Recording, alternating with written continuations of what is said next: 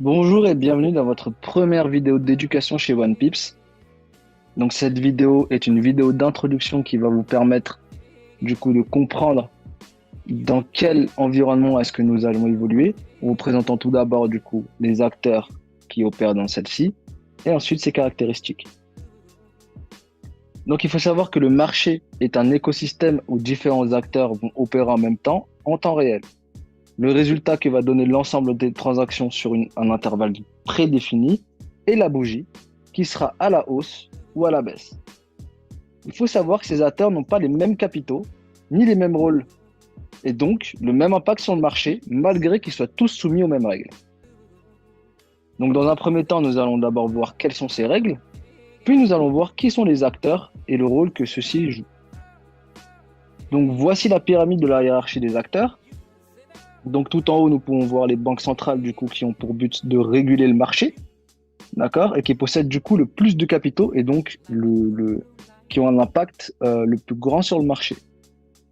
Ces banques centrales-là vont utiliser EBS, donc Electronic Service Broker or Reuters Dealing 3000, d'accord, qui sont du coup les services qui vont les connecter au marché.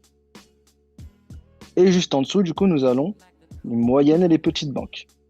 Donc, les banques centrales ainsi que tous leurs moyens de communication et les banques et les moyennes et petites banques vont constituer le marché interbancaire. Donc ça, c'est le vrai marché, d'accord? C'est le marché sur lequel euh, les banques et les grosses banques vont évoluer. Et nous allons évoluer du coup sur un marché qui est parallèle. Donc, on a ici, en dessous du coup des moyennes et petites banques, les retail market makers, également les hedge funds et les entreprises, d'accord, qui ont un impact beaucoup plus petit que le reste des acteurs que nous venons de voir, d'accord. Et tout en bas de l'échelle, il y a nous, du coup, les petits retail traders.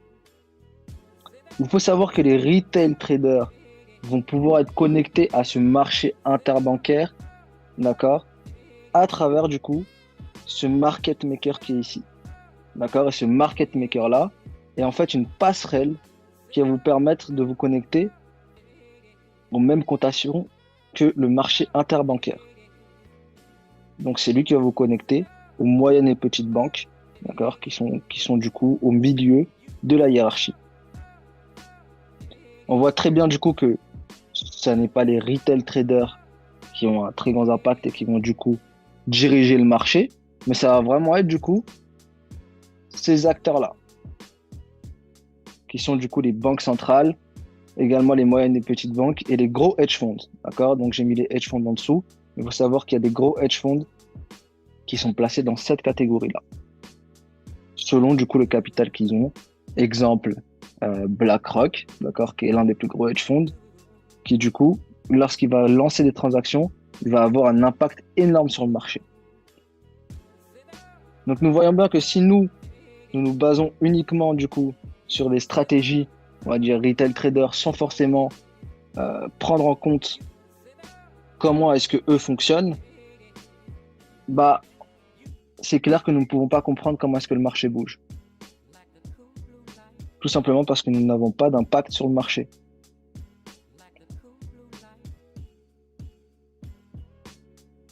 Donc comme j'ai dit précédemment,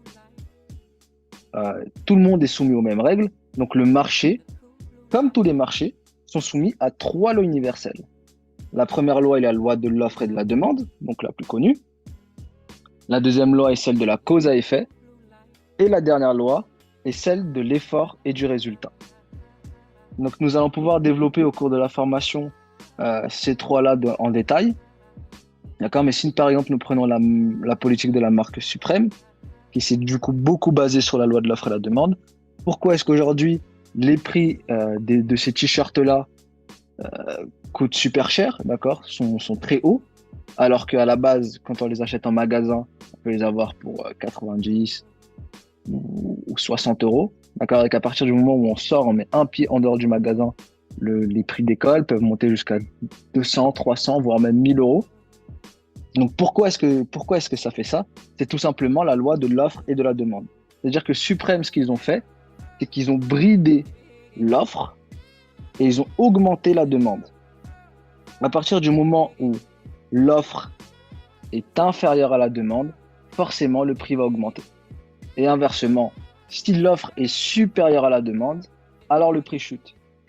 Et Supreme a du coup basé sa politique dessus afin du coup d'avoir des prix qui montent énormément.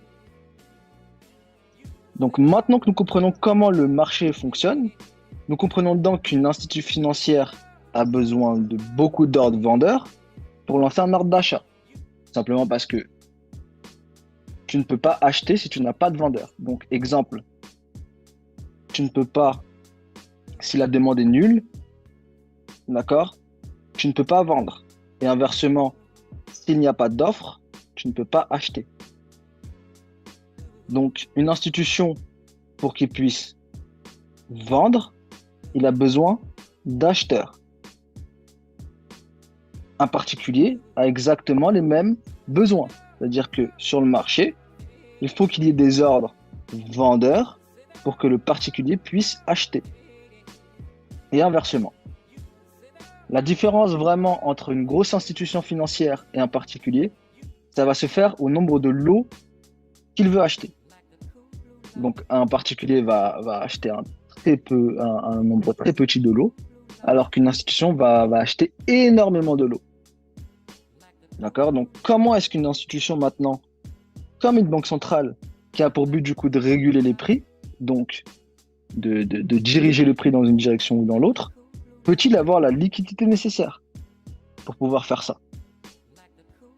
Dans un contexte où il est prisonnier de ces trois règles avec différents acteurs qui vont opérer en même temps. Donc, cette problématique-là, c'est vraiment à travers cette formation-là que nous allons voir toutes les informations nécessaires, du coup, qui vont vous permettre de déceler les indices que eux vont nous laisser sur les graphiques et qui vont vraiment vous aider à répondre à cette question. Donc, petit message de disclaimer, tout ce que j'apprends ici est uniquement le fruit de mon expérience en trading depuis mes débuts. De plus, ça n'est en aucun cas des conseils financiers et je me décharge de toute responsabilité sur ce que vous faites avec votre argent grâce à ces informations. Donc maintenant, pour vraiment faire la différence entre ce qui est utilisé par les retail traders en général, donc ce qu'on peut voir à 80 voire 90% sur Internet ou dans les livres, etc. Et la différence avec les concepts que, du coup, moi j'utilise ainsi que les institutions vont potentiellement utiliser.